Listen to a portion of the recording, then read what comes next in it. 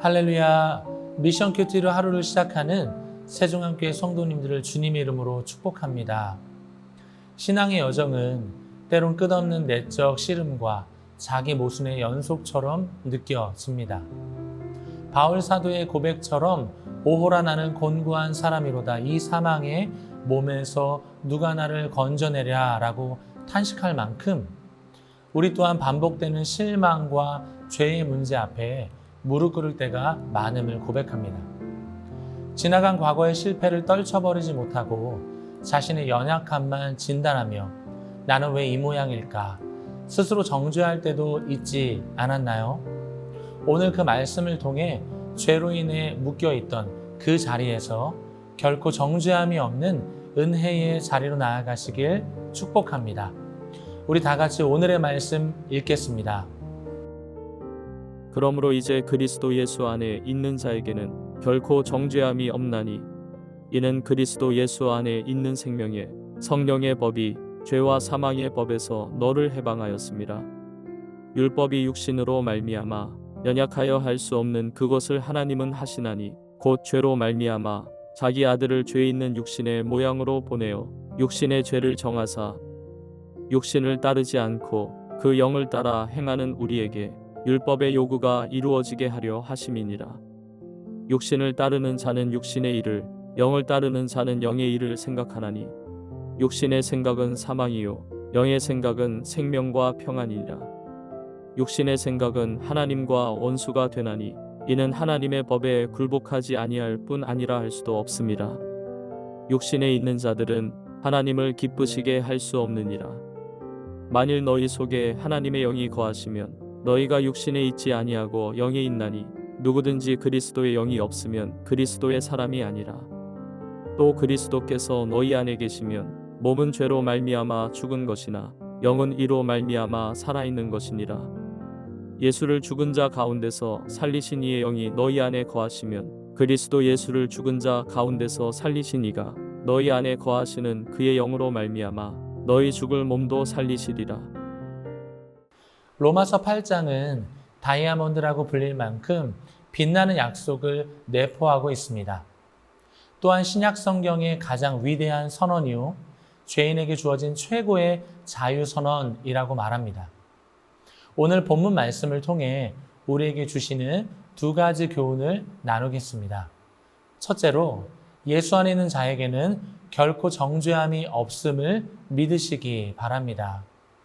바울은 단호하게 말합니다. 그리스도 예수 안에 있는 자라면 단 한 사람도 아무도 어떤 상황에서도 정죄받지 않는다고 선포합니다.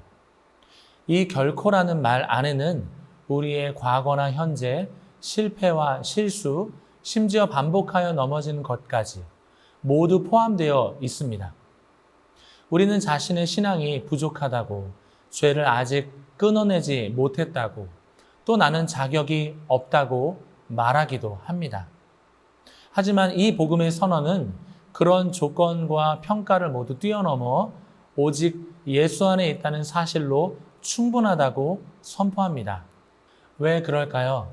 2절 말씀입니다. 이는 그리스도 예수 안에 있는 생명의 성령의 법이 죄와 사망의 법에서 너를 해방하였습니다. 우리의 힘과 의지, 노력으로는 죄에서 벗어날 수 없었기에 하나님은 자신의 아들을 이 땅에 보내셨습니다. 예수님께서 우리의 죄를 대신 짊어지시고 십자가에서 죽으심으로 율법의 요구를 온전히 이루신 것입니다. 여기서 우리가 해야 할 일은 오직 그리스도 안에만 머물러 있으면 됩니다. 성도 여러분, 혹시 여전히 죄책감에 눌려 있거나 과거의 실패와 수치로 마음이 무겁지 않으시나요? 하나님의 약속을 깊이 믿으시기 바랍니다. 결코 정죄함이 없다는 이 선언은 단순한 위로나 잠깐의 감정이 아니라 하나님의 절대적인 법인 줄 믿습니다. 이 진리를 마음속 깊이 새기시고 죄의 속삭임에 넘어지지 마시기 바랍니다. 두 번째로, 이제 우리는 성령 안에서 하나님을 기쁘시게 하는 삶을 살아낼 수 있습니다. 육신에 있는 자들은 하나님을 기쁘시게 할 수 없다고 8절은 단호하게 말하고 있습니다.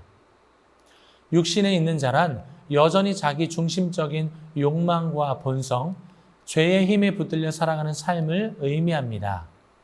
바울은 여기서 아무리 선해 보이는 행동도, 아무리 도덕적으로 보이는 삶도 성령 없이, 복음 없이, 그리스도 없이는 하나님을 기쁘시게 할 수 없다고 말합니다.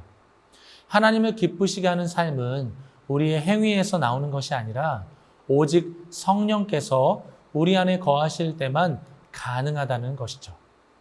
9절 말씀입니다.